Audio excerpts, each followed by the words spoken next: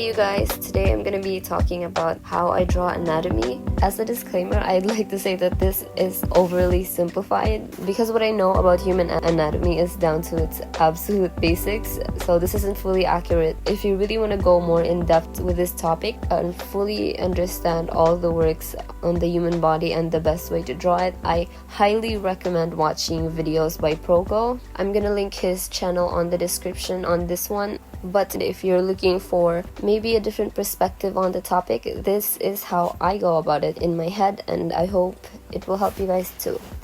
So basically what I know about the human body is down to the level of a doll, so that's how I draw it. I'm gonna be breaking down the parts before I give you guys any examples because this is really important. First I start off with an oval for the head, and then I draw a circle for the neck and 2 more circles to represent the shoulders. This is incredibly important to me that these joints are drawn as balls or as circles because it makes it very clear in my head that these are the places where the range in motion for each body part starts.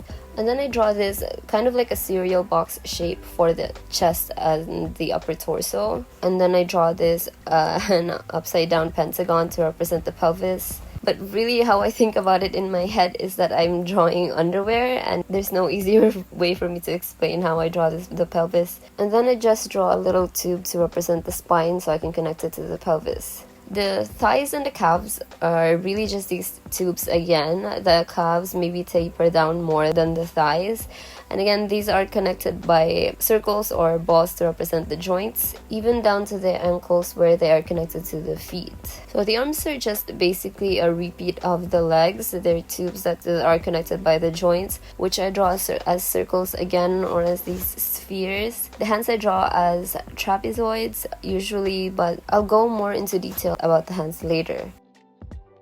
So the concept for this whole thing is that the body parts only move where they are connected by the joints or to the spine. There's so many nuances to this, so many details about actual human anatomy that I'm missing, but really for most of the time when I'm drawing, this is all that I work with. It's very important that these are all 3-dimensional shapes, so they'll be changing depending on where the viewer is looking at them from. So now we're breaking down some of these parts. I'm starting off with the head. I start off with a circle and then I just bring it down to a taper until they meet at the bottom to represent everything down to the lower jawbone. Also, something that's very important to note about the head is that the side of the head is a little flatter than the rest, so it's not round all the way around. So I just put a cross over there so it's easier for me to spot that this is a flatter surface. And that then makes it easier for me to place where that surface is in the photo. Depending on the reference photo too, you'll see more or less of that cross, but it's still good to note where it is because that's where the ears sit. Also, it gives you a better idea as to the angle where the head is pointing to. We're moving on to the torso. Usually this looks something like I said, a cereal box, maybe a little pointier on the chest. But that's just so it can show me where the chest is facing. The hips, I have said before, is like drawing underwear. I feel like it's important to do that so I can then clearly see the hollow where the joint is connected to the legs, because you'll see more of that hollow if they're sitting down and facing towards you, and then less of it if the angles are somewhat facing down towards the model. And then the arms and legs are pretty straightforward. They're just tubes. The lower ones of the two will taper down more than the ones on top. And then we're moving on to the hands. They're really just these trapezoids with this other shape that extends over to the side to represent the thumb muscle. This is absolutely important that these two are connected, but they're not one shape because the muscle for the thumb is very mobile and it's mostly independent from the rest of the palm. And then the fingers I just clump together like if they were wearing mittens.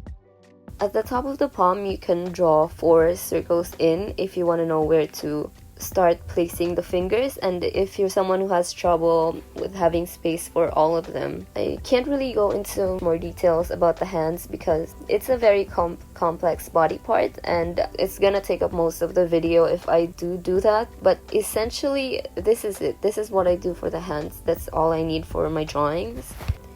The feet are really just as complicated as the hands in reality too, but I draw them as this long shape. I just really want to make sure that there's a circle to represent the heels and the balls of the feet. These are really important because this is where the feet are most mobile when we walk, other than of course on the ankles. Alright, so enough of that. Now we're just going to be moving on to the examples. This first reference photo I think is good practice. There's a nice wide pose in there, and you can see a lot of his body, so we're going to go with this first. The first thing I do is make out the overall shape of the subject. This is good because it helps me place it better on the page, and the way I do that is I imagine that there are lines that are connected around the outermost points of the model. We're going to be start off with the head, and since his is tilted more to the side, you see more of that flat side of the head, so then I make sure that I draw that cross in there. The next thing I do is pinpoint where the shoulders are, and I just look at where they are placed next to the head. I think that's a good reference point. Then having the shoulders first also makes it easier to draw the chest. Because he's placing slightly away from us, then we'll see more of that side of the boxy shape that I drew for his chest. And then I just draw the elbows first, so it's easier for me to draw the hands. I feel like drawing the joints first really helps me place the limbs easier because they're just easier to pinpoint. I just use the other body parts when I'm drawing them as a point of reference. Like his leg joint is somewhere down from his right elbow, and then his knee isn't too far away from under his pelvis. So again, his wrist is closer to his face, and his left ankle is also close to his right knee. Basically, that's it for the doll level on this one. Now I'm just gonna be going into more detail on there with my green pen, just so you guys can clearly see it and separate it from the first stage of my drawing. I honestly think it's good to practice with clothes models because then you'll learn a lot about how clothes drape on the body. But if you want to really focus on the human body, definitely just go ahead and try nude models first.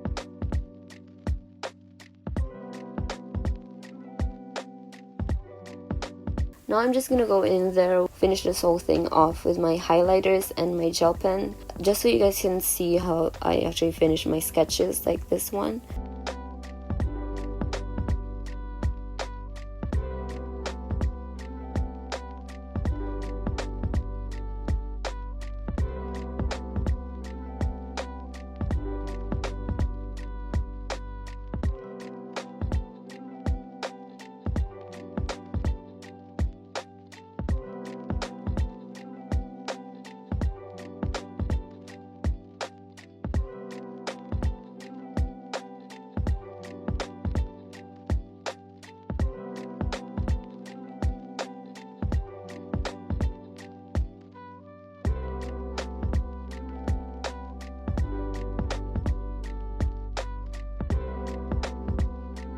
Alright, so now we're gonna be looking for another reference photo. This one looks very scary, but let's just try this out and see.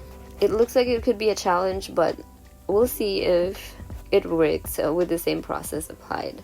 So we start off the same way with the outermost points again, but this time we are going to be starting off with the shoulders because they're the most prominent parts in this photo. The way they're posed, they're the ones that you can clearly see. Now, because I know that she's pointing it towards me, I'm going to be drawing more of that top part of the cereal box for her chest too. I'll also see more of that right shoulder because it's closer towards me than the left one. Then I make sure that the chest is curved up because her back is arched, and then I just draw her neck and her head, making sure I show more of that fat side of her head because it's turned slightly away from me. Her left elbow is interesting on this one because you can't really see it, but because I can see her lower arm fully, then I just know that that's also where her elbow starts.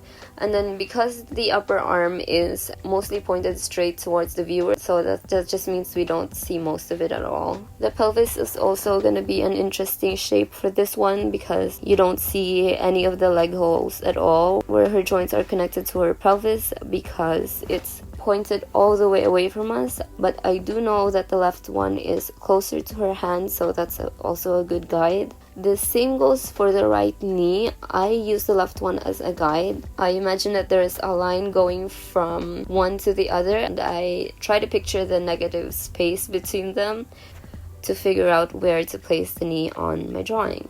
And then the foot just goes straight down, and she's on her tiptoes, so we'll see more of her heel. And we also see that the balls of her feet are where she's touching the ground too. Again, I'm just gonna go ahead with my green pen on this one so I can fill her out more. Since she's not really super skinny or plus size, it's easier to do this step. So I'm just gonna focus more on the folds of her clothes and where the creases meet. Those kinds of details really just bring the drawing together. Then I'm just going in with my highlighter to add more depth to the shading and my gel pen to finish it off.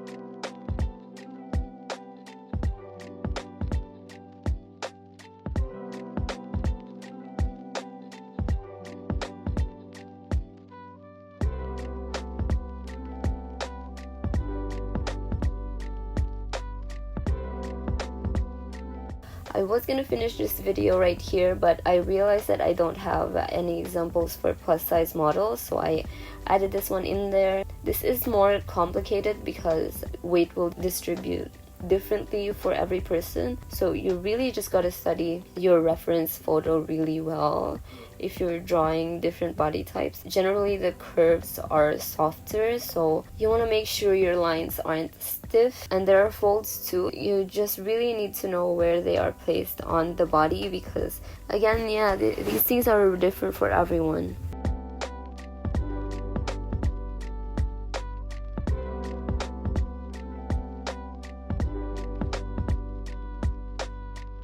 Then I just finished this off like I did the other two, but that's it for the video. I really hope this helped you guys even just a little bit. For the next video, I'm gonna be doing a detailed watercolor painting tutorial, so stay tuned if you're into that. Thank you guys for watching, and I'll see you again soon.